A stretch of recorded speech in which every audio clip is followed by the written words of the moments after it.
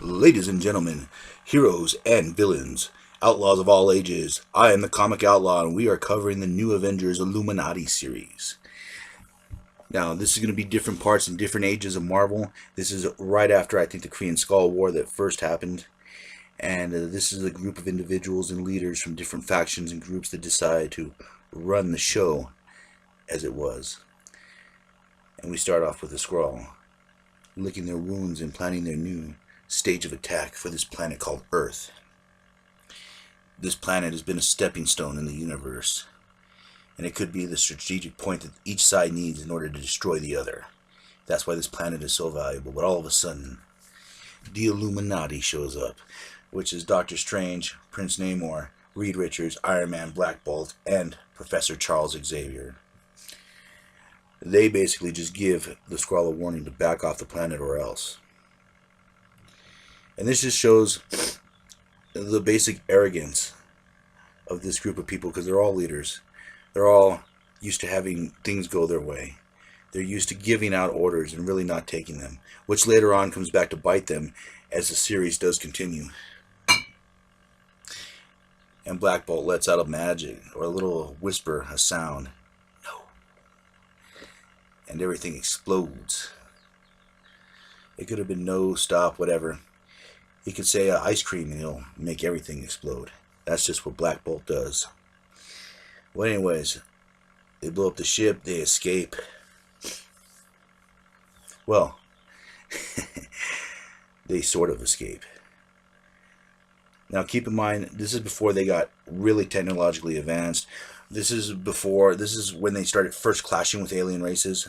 So Iron Man's suit is a bit more primitive than what it is now. And I love Namor. Like, yes, we won. We did it. And, of course, they're not out of the woods yet. And this goes to the arrogance of the Illuminati, that they always think that they're going to win because of their present track record. But this time, not really. The Skrulls are right behind them, following, basically just disintegrating their ship, putting all kinds of holes in it. And as always, the ship explodes under the pressure of too much laser fire. Iron Man, of course, tries to hold everything together, but there are limits to his suit as well as Strange's power, especially when you're being blasted at by a bunch of starships. Our group of heroes are left out into space to drift, to feel that icy coldness until the Skrull pick them up and start experimenting on them. They start testing the limits of their bodies, their powers. They start torturing them, trying to gather information, both physically, mentally, spiritually, and metaphysically. As they're testing each member's limits, physical limits, magical limits, trying to learn the extent of their true power. And of course, Iron Man is without his device, the core that keeps his heart going, so he's slowly dying. And they think that they're going to have a little fun with him. And the interesting thing is Tony's actually been trained by different Avengers, different skills, and of course, he's also been trained how to fight from Captain America himself. And of course, as always, the Avengers come in, say, Tony, we're here to rescue you. But Tony already knows that there's something wrong. And he cracks Thor in the skull.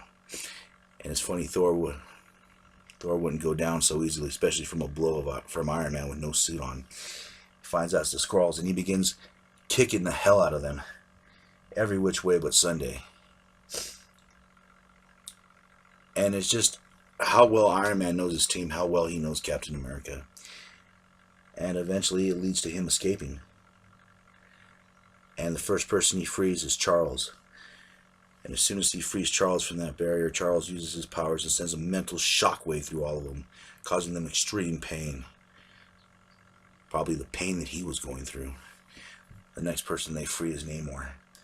They also have to douse him with water because his body needs water to sustain himself. After being doused with a little water, he starts to come back to life, and their powerhouse is back in the game. They free Stephen Strange.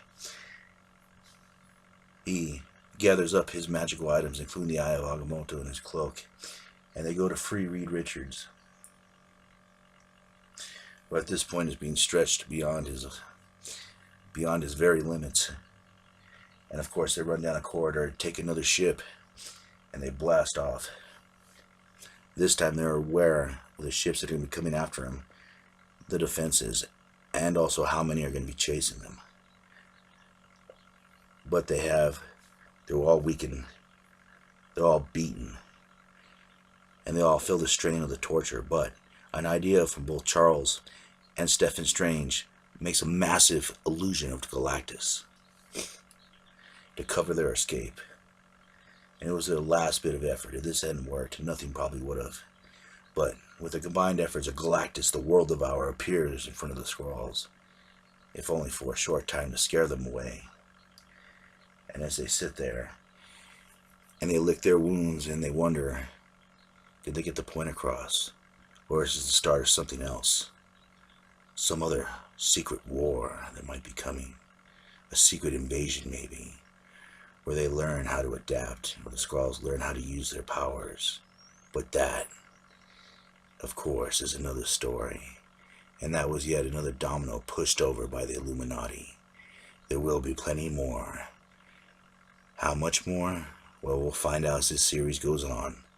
And as always, I'm the Comic Outlaw, and I'll catch you on the flip side. Yeah.